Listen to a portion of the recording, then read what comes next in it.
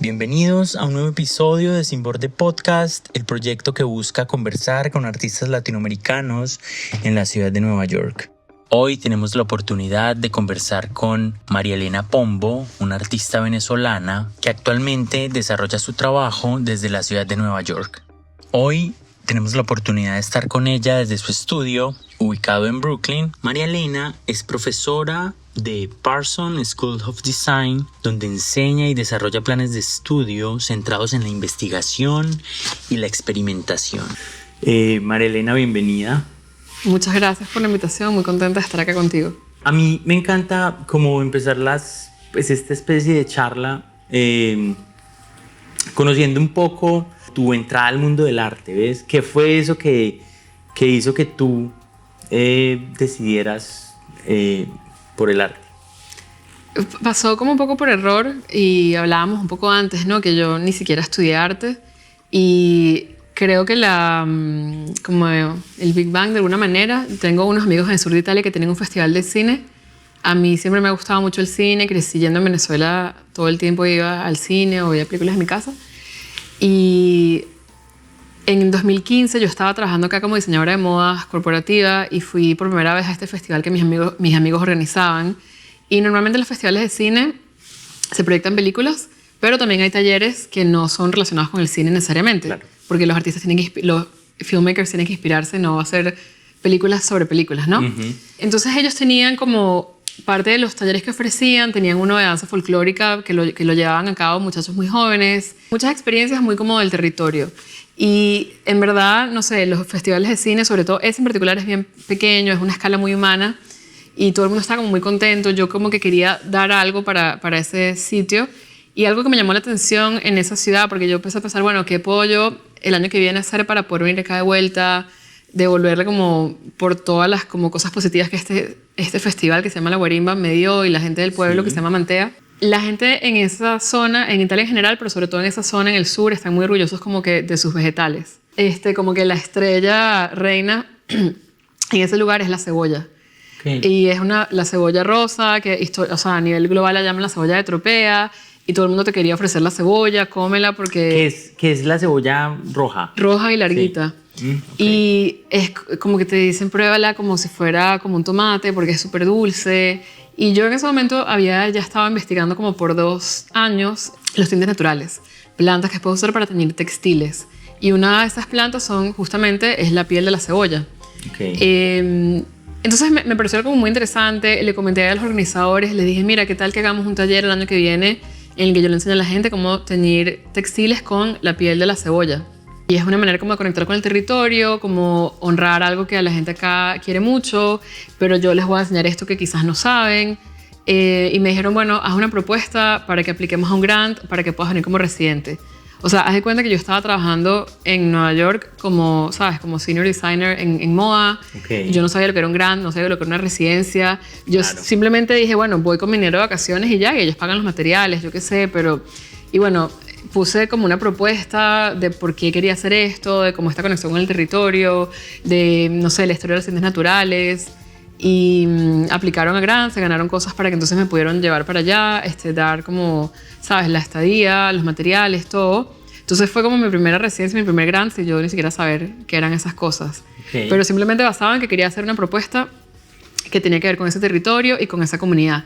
Y en verdad eso para mí siempre ha sido súper importante. O sea, yo no puedo hacer obra o me cuesta muchísimo que no esté relacionada con el sitio en el que lo estoy mostrando, o sea, tiene que haber una razón de por qué eso está ahí o dónde lo hice. No puedo hacer una cosa en un vacío. Tiene que estar relacionado con un territorio y una comunidad. Y bueno, hice esa primera experiencia con ellos. El año siguiente hicimos el taller. En ese taller en concreto, que el primer año fue un como momento de quiebre, en verdad en Europa estaba empezando como esta crisis de migrantes como que de África, moviéndose muchos para allá. Había muchísimos en Sicilia, porque está como muy cerca de África. Habían tantos que los empezaron a mover a otras partes del territorio italiano. Era un momento como de tensiones, porque imagínate un pueblo bien pequeño que históricamente todo el mundo se conoce de toda la vida y de repente como estas comunidades nuevas. Claro. Esta gente del festival, es un festival de cine, pero también tienen una asociación cultural y ellos estaban empezando a hacer como varias actividades como para integrar las comunidades. Una cosa que ellos hicieron fue, por ejemplo, hicieron una biblioteca dentro del centro de refugiados como que para la gente fuera para allá. Wow, buenísimo. Y entonces a la gente acá donando, sé que yo llevé libros a amigos míos y tal, de acá. Y estaban haciendo como muchas iniciativas. Entonces en el taller, la gente que vino al taller eran como cineastas que estaban por el taller, gente local de toda la vida, italianos de toda la vida, pero también algunos de estos que en general son chicos, bien jóvenes que se habían mudado para allá. Uno de los chicos que estaba, su nombre es Henry, y él se acaba de mudar de Nigeria, donde él trabajaba como diseñador de modas. Y allá, muchos de los trabajos que la gente hace a nivel mundial cuando son migrantes, sobre todo en situación irregular, es trabajar en la agricultura. Y es así también acá en Estados Unidos, es allá. Entonces todos estaban trabajando también en estos campos de cebollas.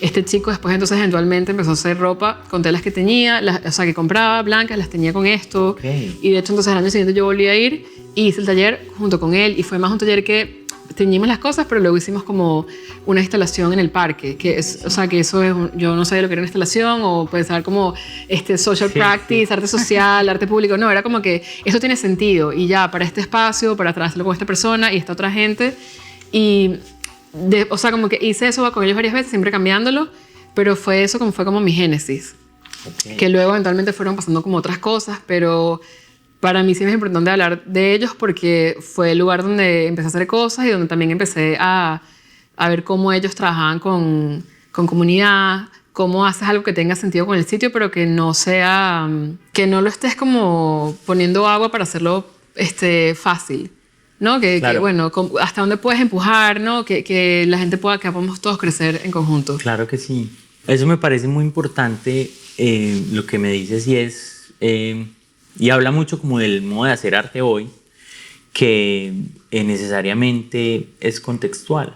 O sea, el arte es un arte de contexto. Hablando un poco de eso, de los contextos, quisiera que nos cuentes un poco acerca de cómo la ciudad de Nueva York, el contexto, digamos, de la ciudad, ha afectado tu obra, o cómo, digamos, tu obra bebe de la ciudad.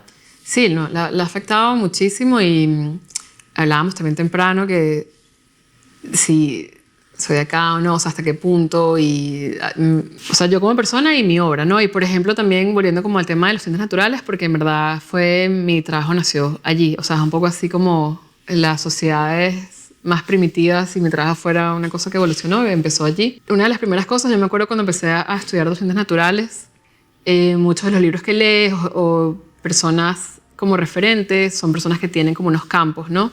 Y me acuerdo yo pensar, bueno, ¿será que voy a tener que hacer esto, vivir en un campo para poder hacer como estas personas? Claro. Y un día fue así como mi cerebro explotó, y fue como que no, o sea, mis sistemas de suministros pueden ser como los restaurantes y los supermercados, y más bien puedo como sacarle provecho a esto, que yo estoy en una ciudad, no tengo acceso a un árbol, pero tengo, o sea, la cocina de un restaurante es mi árbol. Exacto. De alguna manera, claro. Y como materiales que como semillas de aguacate, el aguacate no es local de Nueva York, pero la semilla de aguacate yo sí la veo como un material local de acá, ¿entiendes? Que es casi como claro que el polinador es la persona que se comió algo, como, ¿sabes? Y yo voy y esto me queda a mí, y se crean como unas cadenas de apoyo bien distintas. O sea, esto me ha llevado a mí a tener que conocer gente en restaurantes, ya no, porque ya soy una persona mayor, pero yo como mi esencia, yo en verdad soy una persona muy tímida, y el tener que ir a los restaurantes, a hablar con la gente, a pedirles esto tan raro, claro, me ha hecho, bueno, ya, o sea, salir como un caparazón, que ya no me da miedo hacer estas cosas. Y he trabajado con muchos materiales que hago el suministro, o sea, como el sourcing, el suministro, así, ¿no? También como con oysters y eso, como de moluscos, okay, cosas así, las semillas de aguacate, no sé, piel de cebolla que buscaba en supermercados. De hecho, el supermercado que está acá, el Key Food, ahí hace como 2017 conocí a una persona que, porque me vio en ese plan de la piel de cebolla, y resulta que ella escribía para el New York Times, y luego a los 2 años escribió mi trabajo. Wow. ¿Sabes? Como que eso no hubiese pasado. Me acuerdo que amigos me preguntaban, ay, ¿eso cómo pasó? Que tu trabajo es tan bueno. Entonces yo les decía, es que no es que mi trabajo sea tan bueno, es que estaba en el momento preciso con la persona precisa, y claro, ya está. Entonces, pero si no estuviese en ese plan de recopilando materiales raros, nadie me preguntaría nada. Si estás en Blick comprando pintura, nadie te va a preguntar nada. Exacto. No estoy diciendo que no sea bueno, pero eso te da como una tipo de relación. Y bueno, más allá como del suministro de los materiales, ¿no? Ya en los últimos años he hecho como proyectos más como de arte público, sobre todo acá. Hace unos años hice uno con un taller mecánico. El año pasado, hace unos años, con una fábrica de concreto. y también ahí hacer estas relaciones, ¿no? Con los trabajadores en estos espacios. Y en verdad es como una parte de mi trabajo que quizás no la muestro tanto fuera de acá. Y que no todo el mundo ni siquiera conoce, pero es como súper importante. O sea, y de hecho ahorita estoy haciendo una residencia por acá en Richwood que se llama Woodward Residency, y la aplicación fue justamente como que más bien te dan como una comunidad. O sea, el espacio que te dan es como de computadora, pero dije, bueno, quiero tener como este espacio temporal de una vez a la semana, ir a este sitio a organizar todas las fotos de todo el trabajo que he hecho acá, porque en mi trabajo creo que es fácil saber toda la parte como que mis proyectos que son sobre Venezuela o Latinoamérica, pero quizás no hablo tan explícitamente sobre el vivir acá. Claro. Y las relaciones que esto me da al yo tener acceso a suministros de materiales o hacer espacios, trabajo en estos espacios. También yo corro, ya no tanto porque estoy como muy lesionada, pero yo hacía maratones. Oh, sí. Entonces también la relación que tengo con la ciudad es muy próxima. Y acá también todos estamos a pie, ¿no? En el metro, no sé qué. Claro. Entonces te da una relación como muy próxima. Creo que tienes que ser como una persona muy fuerte para que no te inspire la ciudad o que no te influencie. Sí, me parece muy interesante lo que me dices acerca de cómo tu trabajo es interdisciplinar, ¿ves? O sea, cómo generas ese tipo de relaciones con campos diferentes, digamos, al arte. Y creo que eso también lo da un poco que tu formación anterior haya sido como de ingeniería. Yo creo que sí, 100%, porque justamente como que no aprendí unas reglas. Entonces siempre pienso de una manera como muy diferente, como una experiencia, cómo va a ser.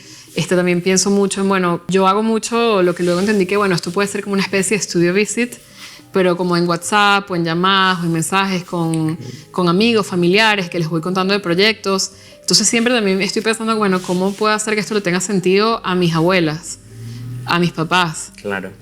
No sé, a mis amigos que son ingenieros, ¿no? Que no les puedo estar hablando de la manera que te hablaría a ti. O quizás sí, pero lo van a interpretar diferente, ¿no? Quizás tú claro. sí, como te sabes las reglas, historia del arte, lo vas a ver con un contexto como que, bueno, ok, social practice, esto, lo otro, instalación. Mientras que para esta otra gente que no tiene este contexto, este conocimiento, lo ve de otra manera. Y muchos amigos siempre me dicen eso, como que, wow, piensa siempre mucho en la cosa global y no tanto en que si esto va a ser esto o lo otro. Y digo, bueno, pero es porque yo nunca eso lo aprendí. Entonces, más bien en los últimos años sí que he hecho como estos fellowships más como de artistas y tal. Digo, bueno, trato de decir, esto es instalación, esto es una escultura, y es un poco imaginario, pero digo, bueno, pero lo tienes que decir al momento que estás aplicando a las cosas, tienes que elegir, es esto. Que de hecho cuando empecé ya yo por mi cuenta a aplicar a estas cuestiones, me costaba mucho porque decía, bueno, pero ¿qué es lo que yo hago? ¿Qué es lo que yo hago? ¿Y es esto o es el proceso? Entonces ya creo que en los últimos años ya he entendido, bueno, cómo lo puedo traducir, pero siempre lo voy a pensar como global. No sé, por ejemplo, lo que hice para el taller mecánico, que tenía una instalación con unas telas, teñidas con índigo, inspirado en este textil más antiguo que he encontrado, que fue en Perú. Pero también, no sé, hice en la inauguración, estaban unos amigos tocando música, que te dije, inspirado como en punk peruano. Había como un menú inspirado que me ayudaron mis papás, que estaban acá. En el mismo sitio arqueológico que encontraron este textil antiguo, más antiguo de índigo, también había los restos de papa dulce más antiguos. Entonces había un menú inspirado en papa dulce, había un taller, y digo, bueno, eso ni siquiera lo hice yo, lo hizo mi mamá y mi papá, ¿no? La comida. Pero para mí, o sea, cuando yo lo tengo en mi portafolio, están las fotos de las papas que ellos hicieron. Que en una oportunidad alguien me dice que, bueno, pero ¿por qué está esta foto acá y no la otra? Y digo, pero es que para mí era todo. Sí, y digamos que eso es lo maravilloso que da el arte, ¿ves? Y más como ese tipo de prácticas contemporáneas que son como que el artista es como una especie como de organizador de orquesta o de poner a marchar una idea que en realidad puede involucrar a todo el mundo o mucha gente. Mira, el aguacate fue como en paralelo con la cebolla y tal, y todo esto, o sea, porque esas fueron las primeras 2 plantas con las que yo empecé a trabajar como esta disciplina de tintes naturales, fueron ellas 2. En paralelo investigando otras plantas como históricas que sí tengo que comprar a proveedores, no, claro. Es otra cadena de suministro y son razones más históricas, el interés que puede haber en ellas. Pero sí estaban como estas 2. Cuando supe que podías teñir textiles con semilla de aguacate, esa como que se abrió como una cosa rara en mi cerebro, porque, a ver, mis papás cuando yo tenía como 17 años compraron una casa en Caracas que tenía un árbol de aguacate. O sea, tenía muchos árboles, en verdad, pero todas las otras frutas que los árboles nos daban, podíamos nosotros comerlas. O sea, mientras que la del aguacate daba demasiados aguacates, eran aguacates muy grandes, y se creó como una danza, un juego en toda la gente de nuestro entorno, de nosotros siempre ir a los sitios con aguacates. O sea, en plan que yo me iba a cortar el pelo o me iba a hacer una manicure, yo qué sé, y iba a la peluquería con una bolsa de aguacates para darle a todo el mundo. Buenísimo. Porque eran demasiados y eran muy grandes, no podíamos, ¿no? Yo no crecí en esa casa, más bien, como te dije, la compraron cuando yo tenía 17 años. Duraron 2 años remodelándola. Mi mamá es arquitecta, mi papá es ingeniero, pero es buena vida y arquitecto. Okay. Y ocurrió algo muy triste, que cuando ya la casa estuvo lista, mis papás tuvieron que irse a Venezuela. Sí, como que mi papá trabajaba en petróleo, y fue un momento que empezaron como que a despedir gente de trabajo porque no estaban como afiliados al partido político. O sea, él quedó como blacklisted. Se tuvieron que ir y quedé yo en esa casa. Y igual esa casa, en el poquito tiempo que ellos estuvieron ahí, que fue como un mes, pero igual después venían y yo me quedé, fue como un centro en el que siempre iba, o sea, habían como muchos encuentros todo el tiempo. Y no sé, es como...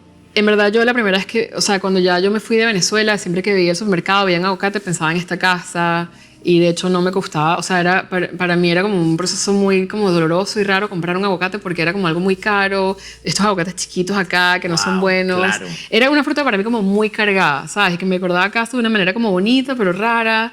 Y cuando ya descubrí que podías teñir textiles con esto, dije, bueno, se abrió algo en mí. Fue como que, ok, yo me siento como súper venezolana, súper latinoamericana, pero no de la manera en que se muestra. Y creo que acá puedo empezar a explorar esto. Y de verdad me pasó algo que empecé a teñir con eso, y en verdad me ponía muy feliz. O sea, era como que estoy trabajando con esta semilla de este árbol que estaba en mi casa, en el que hubo como estos momentos, y que es algo como agridulce, porque fue una casa que mis papás hicieron a su medida, pero que ellos nunca la vivieron. Y que me quedé yo ya, que también fue una cosa como muy rara, porque no es normal. O sea, en nuestra cultura la gente vive con sus padres hasta que se casan, o quizás tú te vas, pero esto de que yo me quedé y los padres fue una cosa rarísima que, o sea, nadie entendía, y era como que, bueno, es una cosa que ocurrió en Venezuela. O sea, hubo mucha gente así como yo que se fueron los papás por este mismo contexto y quedaron los hijos ahí como medio huérfanos, pero no, porque ya tienes 19 años, ya eres grande, pero eres igual como muy joven. Entonces, yo igual como que sentía todo esto, pero sentía, ¿será que estoy siendo ridícula? Como que, ¿por qué estoy sintiendo como esta conexión con la tierra? Yo crecí en una ciudad, o sea... Y creo que el haber visto que estos italianos sí tenían esta relación tan poderosa, tan bonita con la cebolla, que la primera vez que yo hice el taller, la gente llegaba, señoras, y decían, vine porque soy fan de la cebolla, la chipola rosa. Y fue como que, casi como que ellos me dieron permiso, como que yo también puedo tener esta conexión con mi lugar a través de la tierra, de esta planta. Y ahí se me abrió y empecé a hacer mucho trabajo con la semilla por mucho tiempo.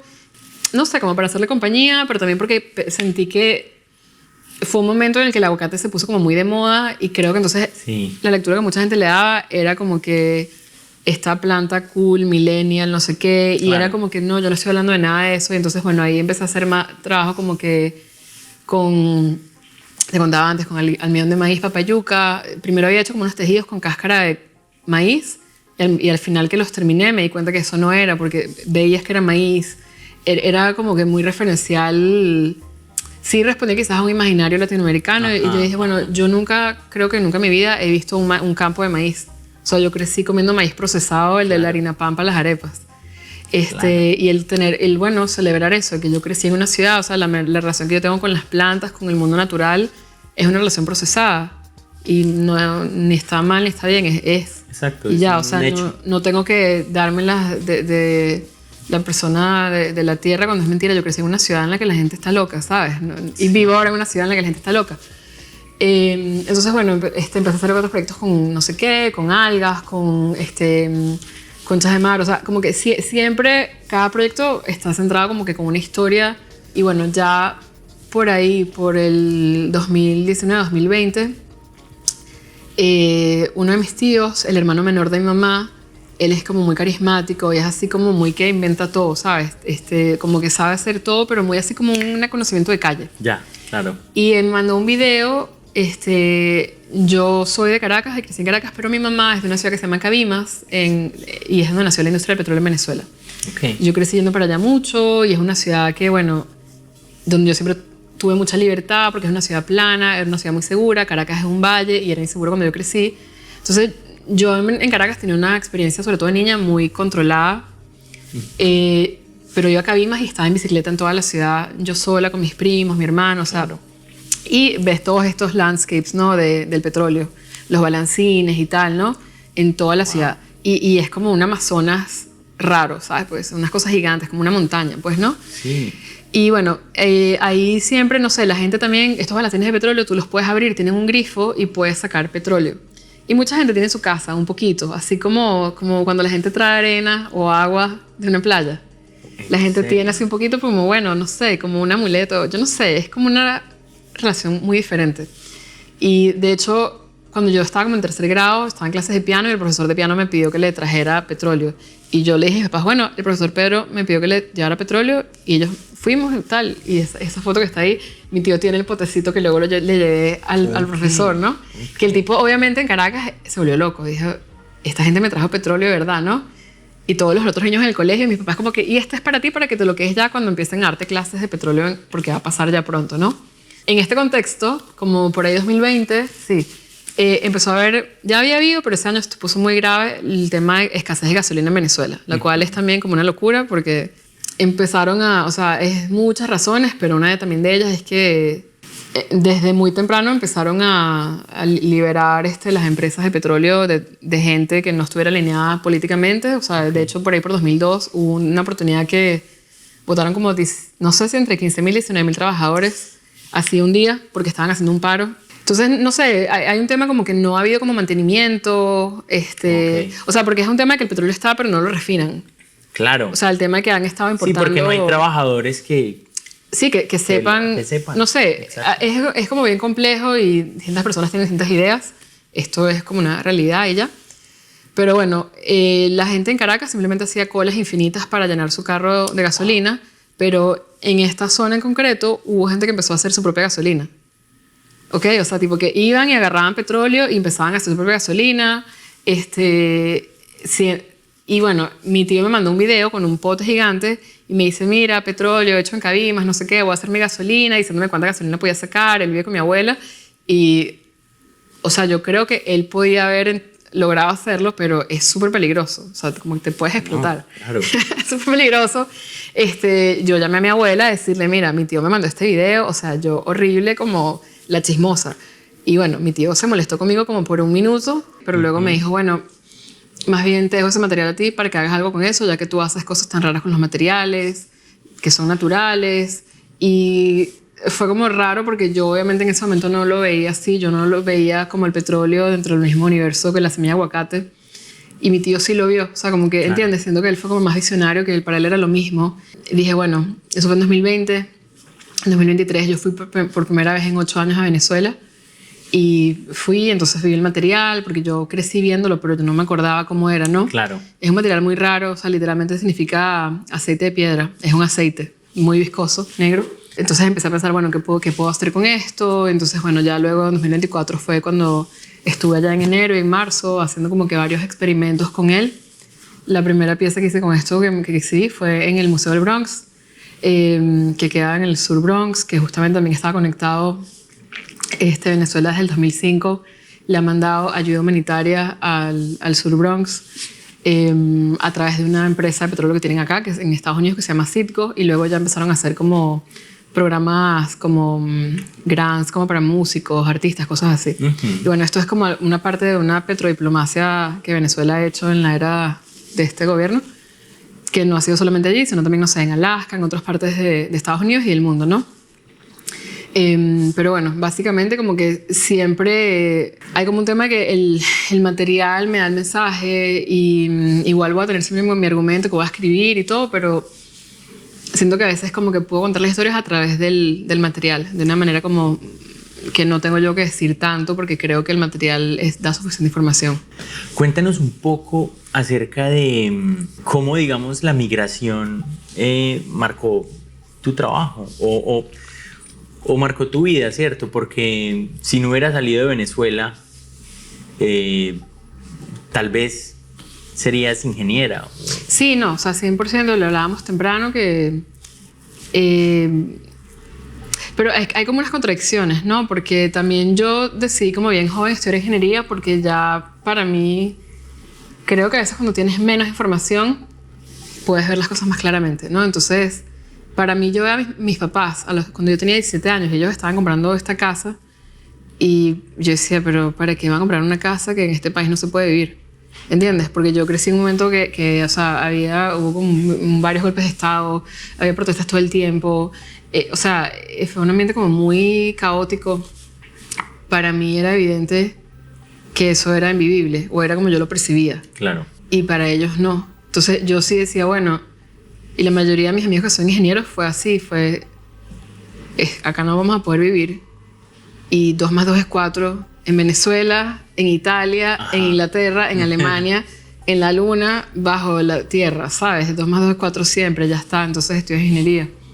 Y sobre todo si yo era como muy buena estudiante, entonces era bueno, ya está, estudio ingeniería, a mí se me da esto fácil. Y era, no sé, mientras que si eres escritor, ¿sabes? Ya es otro idioma, o no sé, muchas otras cosas. Si eres abogado, tienes que hacer unas convalidaciones, pero bueno, mi visión fue, hago esto para poder irme. Y al final yo me fui, o sea, de hecho estuve un año en Francia y ahí me di cuenta que no tenía que ser ingeniero para vivir fuera, o sea, que entiendes, como que en Venezuela sí hay como un tema que ser ingeniero te da como, también por el tema petróleo, ¿no? Como que, bueno, son buenos trabajos para los ingenieros, ¿no? Pero en el resto del mundo, bueno, puedes tener otro trabajo y vas a tener una casa, ¿no? Sí. No es tampoco... pero bueno, ya al momento entonces que sí, que me fui, que terminé acá, obviamente... Y cuando me vine para acá, estudié moda, empecé a trabajar como diseñadora de modas y luego entonces empecé como a ser artista. Hablábamos temprano que yo decía, bueno, no sé... O sea, no hubiese sido artista, estoy casi segura. Creo que hubiese simplemente trabajado en Procter & Gamble, hubiese seguido con mi vida. Creo que siempre he tenido como intereses como culturales, artísticos, pero los hubiese explorado de otra manera. Claro. Tomando fotos, viajando, no sé, leyendo, yo qué sé, hubiese sido otra cosa, ¿no?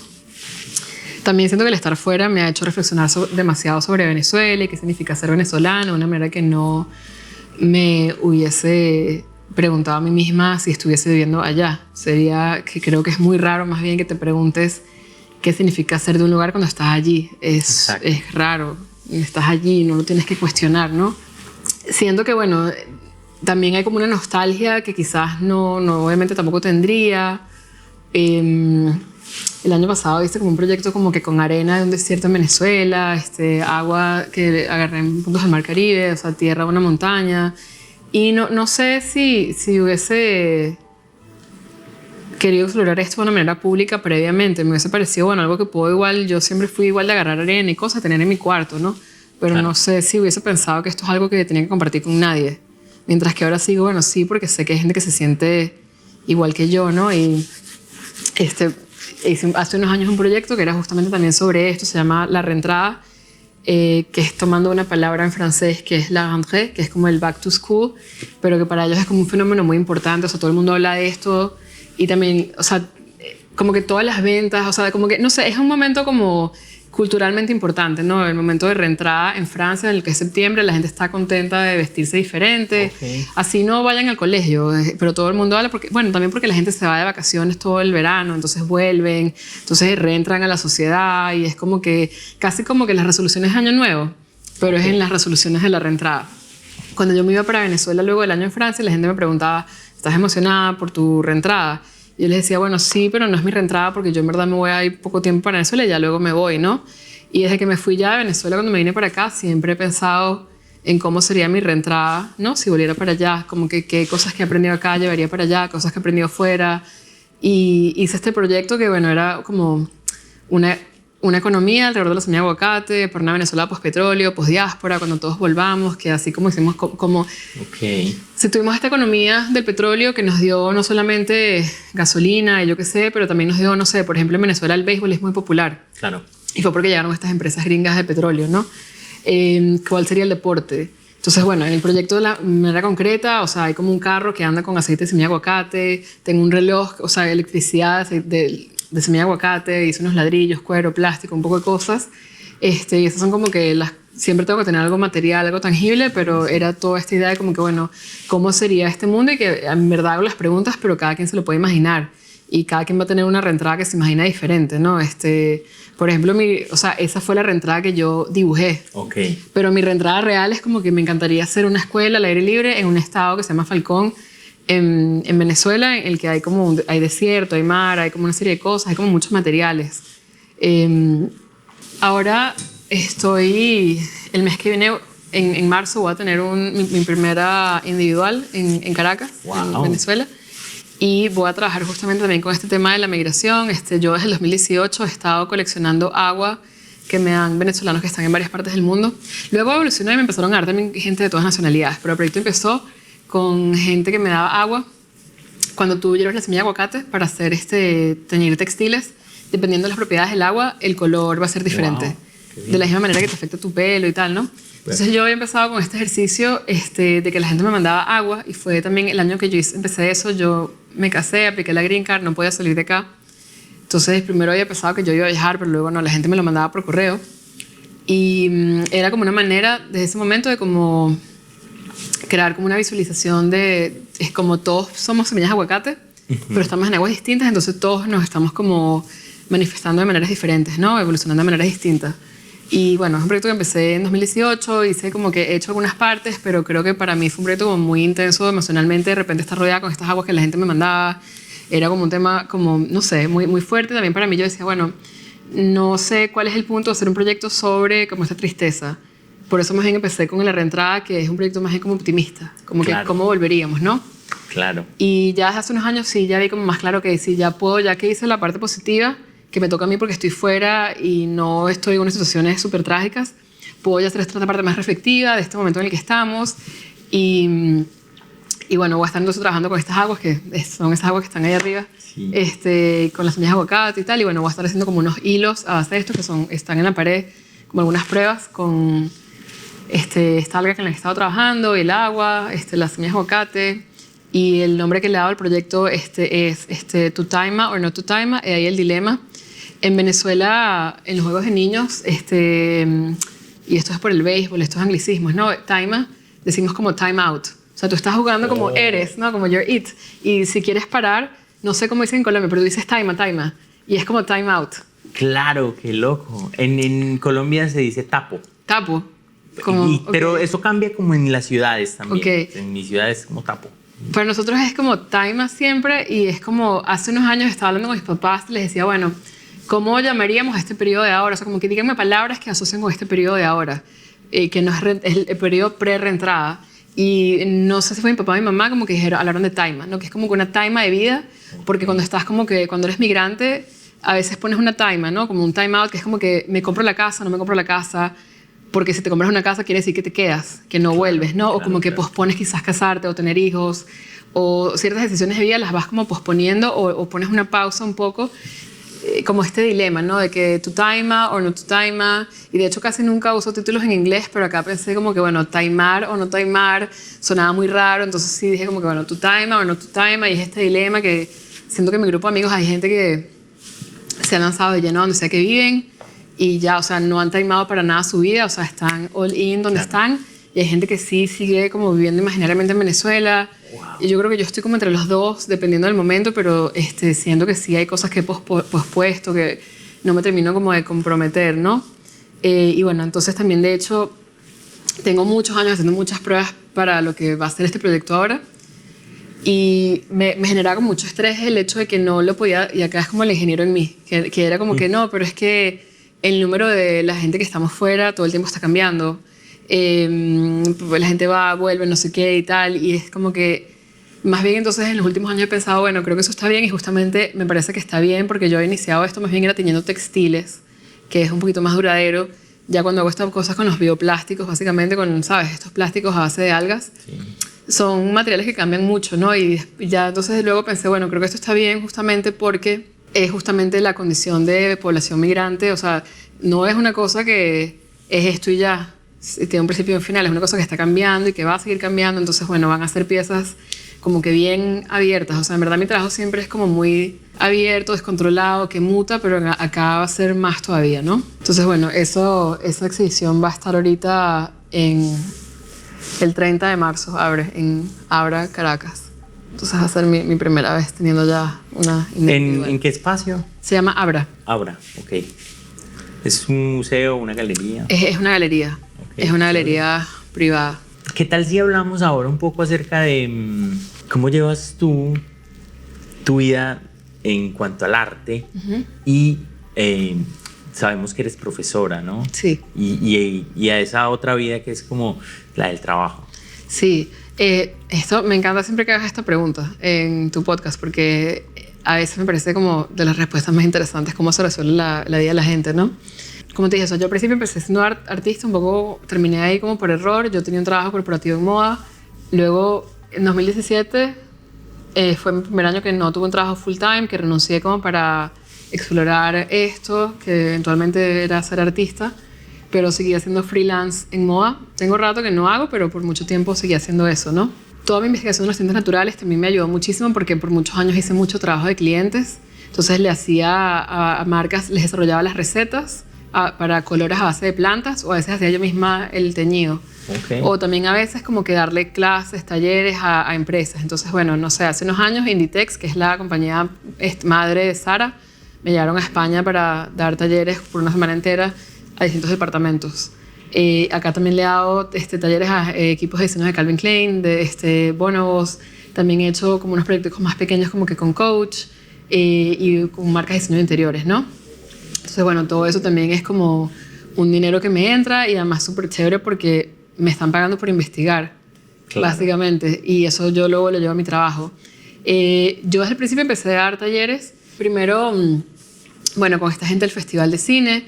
Luego, entonces, cuando yo hice eso, la gente acá me preguntaba por Instagram, no, ¿será que vas a dar talleres en Nueva York? Entonces empecé a hacer talleres en un estudio que yo tenía. Okay. Y luego, entonces, contacté a la gente del Jardín Botánico de Brooklyn y luego al del Bronx para hacer talleres allá, de enseñarle a la gente cómo teñir textiles con plantas y toda esta historia. Luego, entonces, empecé a trabajar en Parsons, dando clases. Y como que, bueno, siempre hay como esta mezcla, ¿no? De como dar clases, el trabajo de clientes con empresas, que es como básicamente buscar las aplicaciones de mis investigaciones materiales. También el tema como de los grants y eso, siempre estoy aplicando y en verdad todos los años me salen varias, ¿no? El año pasado me gané como tres grants, que entonces con eso pude hacer proyectos. Y bueno, ya el tema así como de vender obra, o sea, nunca he pensado en mi trabajo tan así, pero bueno, el año pasado tuve una adquisición bastante grande del Art Institute of Chicago y empecé a trabajar también con una galería en Barcelona que se llama Sorondo Projects y voy a empezar ahorita a trabajar con esta galería en Caracas, Abra. Okay. Entonces es ahora, bueno, pensar cómo puedo pensar en mi trabajo como parte de este juego de comercio en el arte. Me siento muy afortunada en verdad porque bueno, tuve esta experiencia con el Art Institute of Chicago y ellos lo compraron allí. Fueron unas piezas físicas como con unos ladrillos de semilla de aguacate, okay, pero también compraron vídeo y también compraron una parte, o sea, una obra que yo tengo que es muy conceptual porque se llama Bibliografía de la Reentrada y es una pared, o sea, yo la enseñé como una pared en una bienal de diseño en Londres y era como que recortes de periódico, pero también fotos de mi niñez, o sea, okay, era todo esto así como que bueno, explicando, o sea, noticias sobre esta diáspora venezolana, el petróleo en Venezuela, mi infancia en estos campos de petróleo, yo qué sé. Y ellos como que compraron esta obra y lo compraron como archivos digitales. Okay. Entonces, no sé, y esto fue como, y también compraron entonces como este reloj con que está como powered con la semilla de aguacate. Y fue bien interesante porque tuve que hablar como que con muchas personas que sí tienen experiencia vendiendo obras, artistas, pero también galeristas. Como que, bueno, ¿cómo traducimos estas cosas raras? O sea, ¿cómo le damos un precio? O cómo claro, lo hacemos como ser parte de esto, ¿no? Y fue un ejercicio muy importante que me siento muy afortunada que la gente me dio tiempo porque ahora siento que, ok, ya puedo entender también otras cosas mías, cómo pueden jugar en ese juego sin yo tener que cambiarlas, que trabajar de una manera que no es honesta conmigo misma, ¿no? Claro. Que es también algo bueno que ha sido con estas dos galerías que estoy como iniciando este cortejo, que también están como bien dispuestas a mostrar mi trabajo de una manera que no están queriendo como hacerlo una versión dietética, sino como que dejémoslo ahí y vamos a ver cómo va a pasar y vamos a pensar más bien cómo puede ser institucionalmente. Y bueno, es algo que para mí es muy nuevo y no le quiero dar como una súper importancia, pero sí la importancia suficiente de pensar como que, bueno, si yo logro vender mi obra, me da también más tiempo con mi trabajo. Claro. Y no haciendo estas otras cosas, ¿no? Pero bueno, ¿cómo llegas a un balance? Porque también creo que tu vida financiera sea independiente de tu trabajo, creo que también te da una libertad en el trabajo de hacer cosas bien raras Claro. Entonces creo que siempre está, y bueno, y también que creo que te aporta porque estás aprendiendo otras cosas, sobre todo el enseñar. A mí como que me parece que es estresante también por mi personalidad, porque me lo tomo en serio y quiero que ellos sean, sabes, buenísimos y tal, pero también me aporta muchísimo, o sea, más allá de que del dinero, o sea, el estar con estas personas jóvenes que ven el mundo de una manera diferente, Claro. que son de culturas diferentes, entonces, no sé, siento como que, bueno, sí quisiera tratar de ver como que cómo puedo vender obra, básicamente, pero poder hacer estas otras cosas igual. Estuviste hace poco en Sonamaco, en México. Cuéntanos un poco como de la experiencia, cómo estuvo. Fue mi primera vez exhibiendo obra en una feria de arte. Fui con esta galería de Barcelona con la que estoy trabajando, Solando Projects, y fue, no sé, fue como bien interesante cómo puedes llevar trabajo a este contexto que a mí generalmente me parecía horroroso, ¿no? Tuve suerte que, bueno, dentro de Sonamaco hay distintas secciones, creo que en todas las ferias, y estábamos en una que se llama Ejes, que está curada por Bernardo Mosqueira, que es acá curador de Isla. Entonces era una sección como artistas del sur global, era como más experimental, tenía como este tema de la libertad. Entonces, bueno, yo, las piezas que llevé es una serie que se llama Tejiendo el Petróleo, y este petróleo que me dio mi tío lo convertí en hilo, con una receta para hacer hilos a base de algas. Hay como una contradicción porque es una receta para hacer plásticos que no sean de petróleo. Okay. Y entonces yo le estoy metiendo petróleo de vuelta. Entonces hay como una contradicción ahí un poco rara, pero bueno, yo no lo estoy haciendo como por ninguna burla ecológica, sino porque quiero pensar el petróleo y manifestarlo de otra manera. Y sí me llamaba mucho la atención la idea de tejer el petróleo, porque el petróleo ha tejido la sociedad en Venezuela los últimos 100 años. Entonces, bueno, hice estos hilos cuando estuve allá en Venezuela en marzo del año pasado. Hice los hilos, los empecé a tejer, y uno de mis tíos me veía haciendo este ejercicio y me decía esto, ¿por qué no simplemente metemos una red de pescadores? ¿Para qué estás haciéndolo de cero? Y yo le decía, no, porque este proceso es importante, el yo tejerlo. Y al día siguiente, o sea, me vio todo el día y me dejó tranquila, pero el día siguiente fue, unos amigos del Pescadores les pidió unas redes viejas. Claro. Y llegó con las redes y que y yo qué bueno, o sea, fue como medio ahí como una, no pelea, pero como una negociación, hasta que al final yo dije, ¿sabes qué? Vamos a hacerlo, porque yo estoy haciendo esto acá y quiero que ellos estén involucrados, toda mi familia, estaban mis primitos haciendo fotos, todo, vamos a hacerlo. Y entonces, bueno, dos de las piezas que llevé fueron justamente estas redes que bañamos en el líquido, que es un gel a base de alga y petróleo. Después esas otras dos, hice yo los hilos y me ayudaron mi abuela y la esposa de mi tío, el que me trajo la red. Entonces, de hecho, hice los hilos allá y luego acá como que los volví a hacer y los tejí. De hecho, son como que hice estos telares que eran de la altura de mi tía y de mi abuela. Okay. Y después ya unas piezas más pequeñitas que hice. Entonces, como que cada una de las piezas tiene un nombre de algún familiar que me ayudó. Oh. Entonces, como que estas se llaman como mis tíos, esta es como mi abuela y mi tía. Y las piezas estas chiquiticas son los nombres de mis primitos allá que ayudaban como tomando fotos y tal. Oh, maravilloso. Entonces fue como un proyecto como bien divertido y bueno, que estuvo interesante mostrarlo allá. Fue interesante ver quién respondía, como que gente de estados petroleros de México se emocionó muchísimo. Otra gente decía, wow, pero esto no lo puedo poner en mi casa. Que también es interesante, bueno, el hecho de ver cómo la gente reacciona, ven una cosa negra, les llama la atención. Algo que estuvo como muy chévere es que, bueno, están todas estas ferias al mismo tiempo, ¿no? Como Material, Sonacme, Acme, no se llama Sonacme. Y en cada una tenía amigos que estaban exhibiendo o que tienen galerías, claro. Tengo estos amigos que tienen una galería Mimo y estaban mostrando el trabajo de un artista. Sí. Después tengo estos amigos de El Kilómetro de Puerto Rico, estaban mostrando en Material. Y eso estuvo chévere y, no sé, yo cuando empecé a dar clases me daba como una envidia, pero una envidia bonita, de mis estudiantes que tienen como esta comunidad entre ellos, ¿no? Y yo decía, yo tengo mi comunidad, mis amigos de ingeniería o cuando estudié moda, pero mi comunidad de artistas era como yo bien sola y es bonito como darme cuenta como que, mira, con el tiempo poco a poco has construido. Construí mi comunidad y me parece súper emocionante como que, bueno, estábamos todos en ferias distintas y podemos ir a apoyarnos y eso me parece como súper bonito. Más allá del haber hecho mis obras y llevarlas para allá, que es súper valioso, claro. Pero también poder compartir esto con tus amigos y pensar como que, mira, estamos haciendo juntos, tejiendo como esta historia del arte entre todos, ¿no? Que también es lo que estás haciendo tú acá con este proyecto. que como todos nos vamos apoyando, mostrando nuestras historias, dando perspectivas, y eso para mí fue como bien valioso, que me estaban preguntando luego como estudiantes más jóvenes y yo les decía, espérense con estas cosas porque estas cosas son chéveres hacerlas cuando ya entonces tus amigos también están.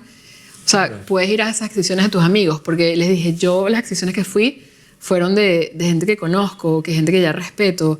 No sé cómo sería la experiencia porque entonces no sabes a dónde ir, porque son tantas cosas que están ocurriendo, claro, que está bonito así, que vas a ver, voy a ver el trabajo de esta persona, ellos vienen a ver el mío y van así apoyándose mutuamente. Y eso estuvo bonito. Buenísimo, oye, no, eso que dices de la comunidad de los artistas es muy bello. Y creo que es demasiado importante, sí. Creo, o sea, porque no sé, a mí antes me daba demasiada ansiedad como que ir a un opening de una exhibición, ¿no?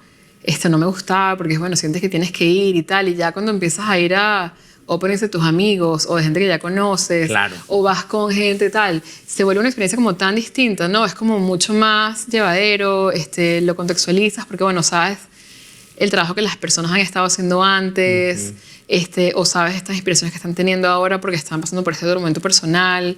Entonces siento que es como una... Bueno, yo no sé, yo creo que yo también siempre igual cuando veo películas o leo, siempre igual desde muy niña, luego iba entonces a ver en Wikipedia qué fue la historia, claro, de esta persona. Creo que soy demasiado chismosa, que me gusta saber como este contexto. Hay gente que le gusta en un vacío, ¿no? ¿Qué dice la obra? Y ya, yo no soy esa persona, yo necesito el contexto. Claro. Entonces, sí, también, lo que hablábamos ahora, o sea, el arte hoy te exige como eso, el contexto.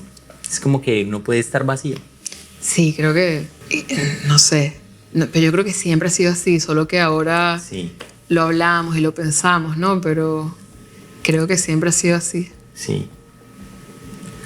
Bueno, nada, te agradezco mucho por haber estado con nosotros en Sin Borde y ya sabes que esta es tu casa. Bueno, muchas gracias por haberme invitado, muy contenta y muy emocionada de ver los próximos episodios. Gracias, nos vemos.